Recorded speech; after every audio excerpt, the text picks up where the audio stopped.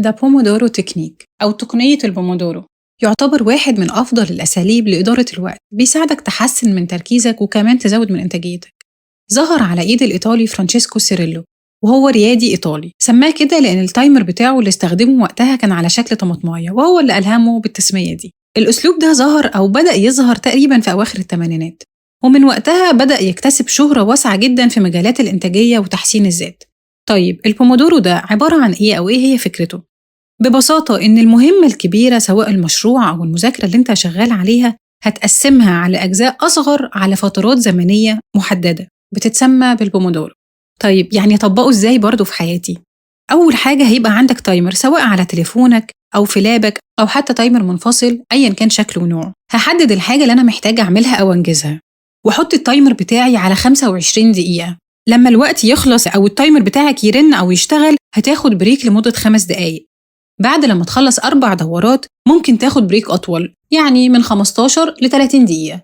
هتكرر الخطوات دي لغاية ما تخلص اللي انت المفروض تعمله. طيب في كام نقطة كده حاول تاخد بالك منهم عشان إن شاء الله تقدر تحصل أكبر استفادة في الوقت اللي انت شغال فيه أو بتدرس فيه المهمات بتاعتك.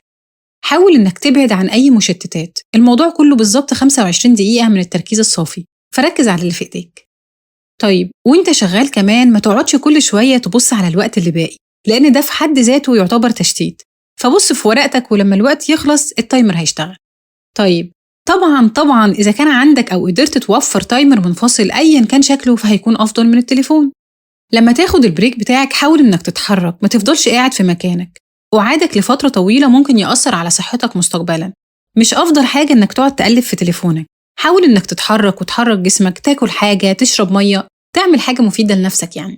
وانت بتبدأ حدد انت عايز تنجز ايه وابدأ اشتغل وقسم. مش نبدأ وبعدين هنشوف واحنا شغالين وتلاقي نفسك بتاخد من هنا شوية على من هناك شوية وهو دينا بنذاكر أو بننجز. فده مش هيبقى أفضل حل، لأن كده تركيزك هيبقى متقسم، ووارد جدا إنه يحصل أخطاء. كمان انت لما بتحط وقت محدد لشيء علشان تنجزه بنسبة كبيرة تركيزك بيكون موجه لحاجة واحدة، وغالبا هتلاقي نفسك أنجزته أو على الأقل أوشكت إنك تنجزه. وده بيرجعنا لقانون باركنسون اللي كنا اتكلمنا عنه في فيديو قبل كده. طيب حاول كمان إنك تعرف إيه الوقت اللي بيبقى تركيزك فيه عالي. مش كل حد ضروري إن هو يبقى زي التاني. في ناس بيكون تركيزها الصبح أفضل شيء، فبالتالي لو حاول يعمل البومودورو بتاعه أو وقت المذاكرة أو التركيز بتاعه بالليل فمش هيكون أفضل شيء بالنسبة له. كمان العكس صحيح.